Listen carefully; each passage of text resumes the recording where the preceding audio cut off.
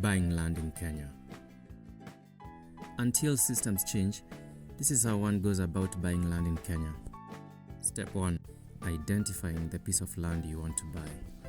So, after countless ads on the radio, your chama friends talking about it, and some random financial advisor whose name you cannot really remember telling you that land is the best investment you can make, you have decided to buy a piece of land. You visit the nearest property agency, navigate a mosaic of posts and ads online, and even speak to an old person or two in the neighborhood. You finally settle on a good piece of land with the right soil, climate, and a community you desire. Step 2. Do a land registry search. This is where things start to get more serious. In an industry short of honesty and long on swindles, ask for a copy of the title deed. Don't just take the person's word for it that this land's mine. Don't worry. You also get the government support by way of the land registry, although this will cost you 500 Kenya shillings. File a search application and attach the copy of the title deed. 2 or so hours later, you should be able to know who the real owners are, the size of the land, and if the land has any caveats registered against it. One thing to note is that a search should not be more than 6 months old. Step 3. Local search, i.e. the county. Every county has its own bylaws and how they manage land taxes. Doing a search at the county level for any unpaid land rates should be the next step. This can cost you up to 10,000 shillings in some counties, although this varies. If any unpaid land rates are to be found, discuss it with the seller on whether this will be factored into the cost of the land, in which case you are responsible for footing the cost, or whether the seller will clear the land rates first.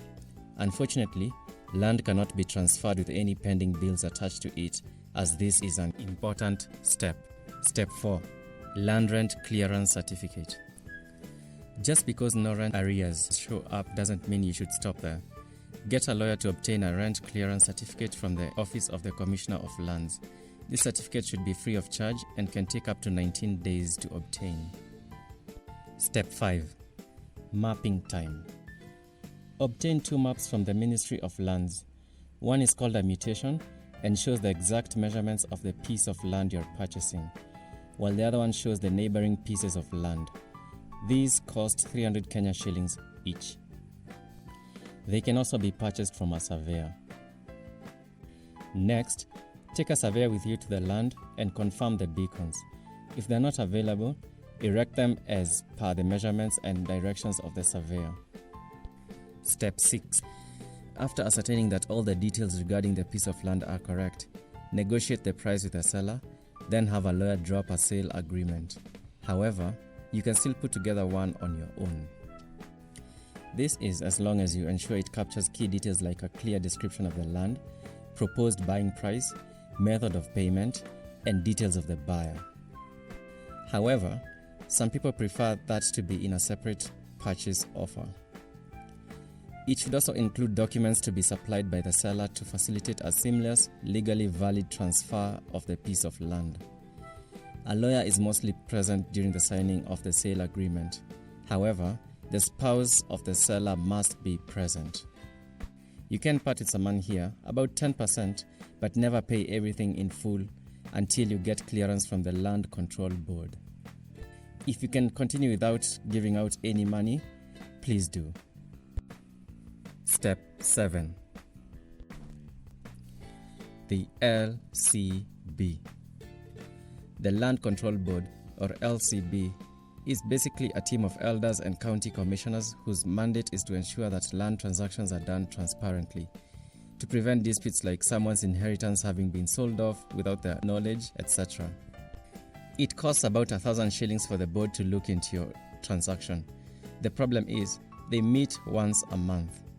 To avoid feeling like a bunch of old guys are going to waste your time by waiting for their next meeting, you could always organize a meeting with the Assistant County Commissioner at a slightly more expensive price of 5,000 shillings. Step 8. Transfer of documents. A deposit payment can be made at this stage.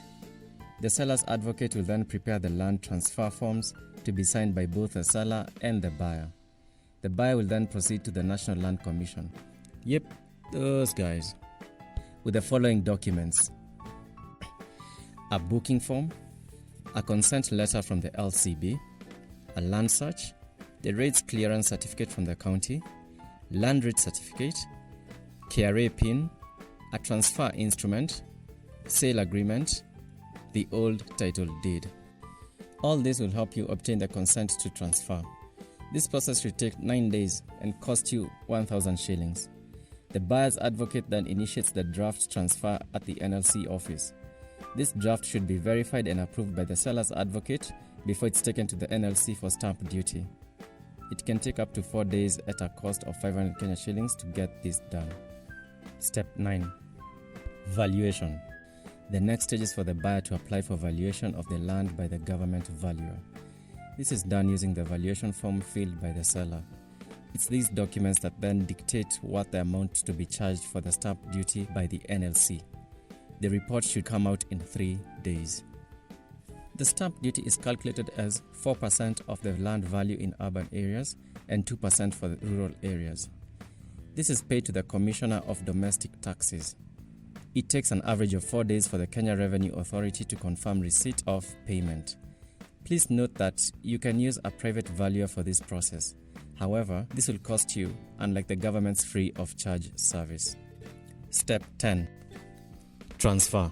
Finally, all those steps have led you to the final stage, land transfer and registration of the transfer.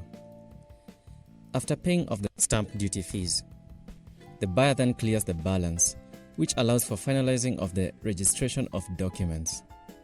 All the stamped documents are submitted to the land's office.